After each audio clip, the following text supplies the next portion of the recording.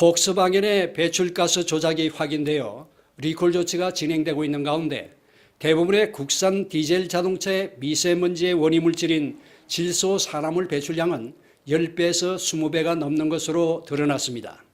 하지만 배출가스 저감 기술 부족으로 올해 9월부터 적용하기로 했던 국제 배출 기준 적용은 1년 더 연장되었습니다. 그런데 문제가 되고 있는 이 질소 산화물을 획기적으로 저감할 수 있는 신기술 특허 발명품이 국내에서 개발되어 미세먼지를 잡는 데 크게 기여하고 있습니다. 에너지 파워라고 하는 이 물질이 미세먼지를 얼마나 잡는지를 취재했습니다. 서울 도심을 누비는 순환자원 운반차, 레미콘차와 포크레인 등 이런 장비들은 건설용이라는 이유로 일반 디젤차에 비해 느슨한 배출 기준을 적용받고 있습니다. 하지만 미세먼지가 심각해지면서 배출 기준 강화를 앞두고 있습니다. 이 때문에 건설용 디젤차와 중장비는 배기가스의 배출량을 지금보다 크게 줄여야 합니다. 건설 폐기물을 운반하는 대형 디젤 차량, 매연 저감 장치를 기름통에 넣고 있습니다.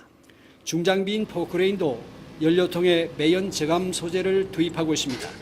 건설 장비는 경유를 사용하는데 요즘에 미세먼지나 기타 환경 문제로 인해서 저희 지금 사용을 하려고 하는 게 한 시민단체 권고를 받아 지금 구매해서 지금 사용을 해보려고 넣고 있었습니다. 이 환경업체는 에너지 파워라는 매연 저감 장치를 포크레인 3대와 운반차 4대에 투입했습니다. 한 환경단체가 그동안 현장 실습 등을 통해 검증한 결과입니다. 골재 파쇄 시설에 설치된 발전기, 시동을 걸자 매연이 하늘을 치솟습니다. 기름통에 이 신소재를 넣었더니 투입 전과 후의 매연 배출 농도는 눈으로 보아 큰 차이를 보입니다. 노후된 화물차, 시동을 걸자 뿌연 매연이 심하게 나오고 악취가 코를 찌릅니다. 그런데 이 소재를 투입한 후 매연이 거의 보이지 않습니다. 실제로 매연이 얼마나 주는지를 확인하기 위해 국가가 지정한 한 민영 검사장을 찾았습니다. 정기검사에서 기준을 많이 초과한 한 성합차를 골라 이 소재를 넣어봤습니다. 검사장 측정 장비로 테스트한 결과가 놀라울 정도입니다. 1, 2, 3 모두의 기준치를 크게 초과했던 오염 농도가 기준치 이내로 낮아졌기 때문입니다.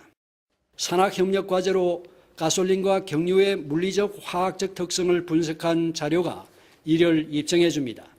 배기가스 배출량 실험 결과 질소산화물은 이 물질의 투입 전과 비교해 70% 이상 감소한 것으로 확인되었습니다.